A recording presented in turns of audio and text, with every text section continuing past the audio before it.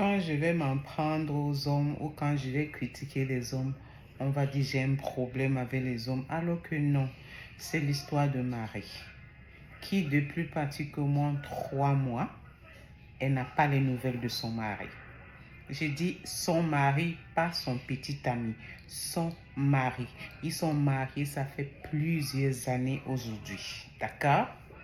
Parce qu'ils ont eu quelques petits accrochages, le monsieur a décidé de ne plus répondre à ses appels, de ne plus lui parler, de ne plus répondre à ses messages.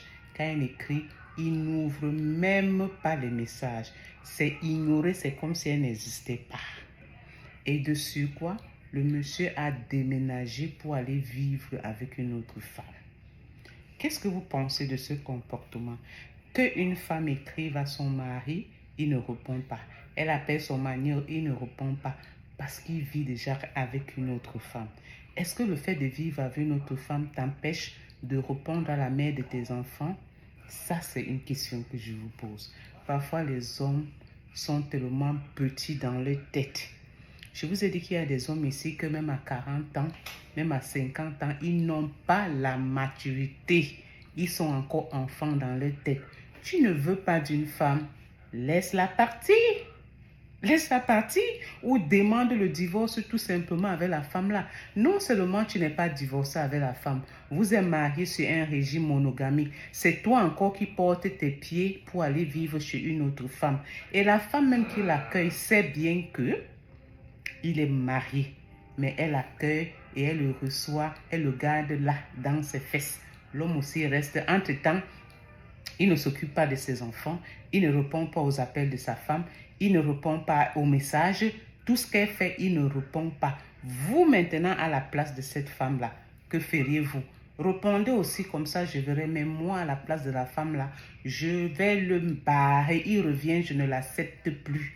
Parce qu'on va être aussi dur envers vous, vous allez dire que oh, les femmes aussi, elles exagèrent. En ce moment-là, il joue le coq. Il ne répond pas au message. Mais quand elle va faire le retour, quand il va revenir après la déception et que sa femme va dire « je ne veux pas de toi », va continuer à vivre avec ma coépouse ou ma njomba ou la tisa, on va dire que les femmes sont mauvaises. Moi, à la femme de cette femme-là, tu reviens, je ne t'accepte plus. Tu vas aller rester là-bas. C'est pour ça que je dis aux femmes qu'il faut travailler dur. Il faut avoir votre argent. Si Marie n'avait pas son argent et qu'elle comptait seulement sur son mari pour pouvoir vivre, vous imaginez la catastrophe? Vous imaginez le pire?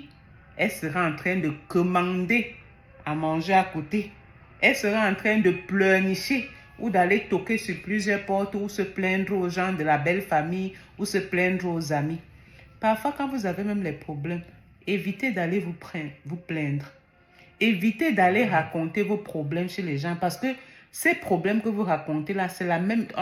Quand on va aller lui traduire traduire ce problème ou lui expliquer, on va toujours ajouter quelque chose. Et ce que vous avez dit, on ne va plus dire ce que vous avez dit. On va juste dire et rajouter. Et parfois, certaines personnes cruelles même vont dire que elle dérange.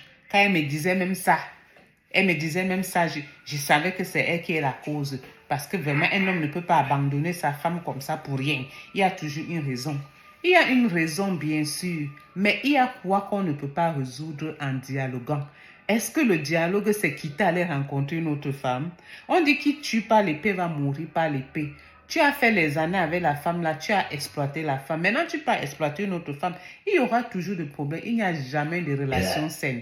Il y a toujours des relations il y a toujours des problèmes dans une relation. Mais ici, il faut savoir trouver le bon côté pour pouvoir régler les situations.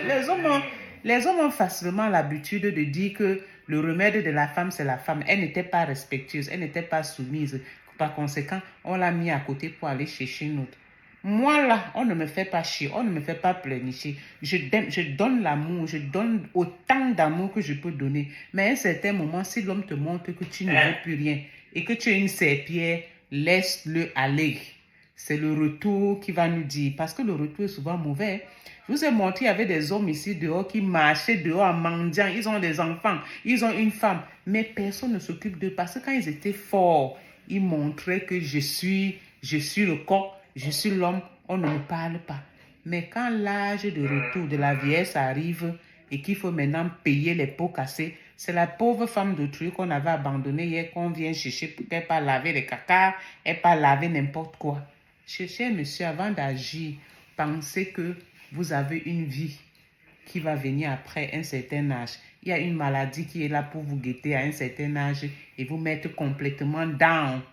L'histoire d'un monsieur qui a abandonné sa femme toujours comme ça, aller prendre une autre femme parce qu'il avait les moyens. La femme a mangé tout son argent. Maintenant, quand il n'y avait plus l'argent, la maladie est venue s'installer. Et la femme là l'a dit, moi je ne suis pas là pour me laver tes caca et mon ami, je ne suis pas là pour laver tes caca. J'étais la femme du bonheur. Quand c'était bon, j'étais là. Maintenant que c'est mauvais, moi je pars. Elle a abandonné, elle est partie. Le monsieur, non seulement comme il était malade, la tension s'est encore ajoutée à son cas. Et aujourd'hui, le monsieur pleure. Il pleure. La deuxième femme est partie. Elle allait continuer à chercher quelqu'un d'autre qui va s'occuper d'elle.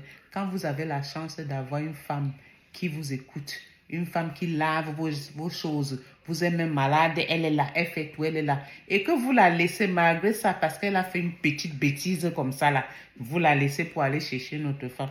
On se donne rendez-vous dans quelques années. Allez, béga, bisous. C'est Elvire, la présidente des couples. Je suis là pour vous.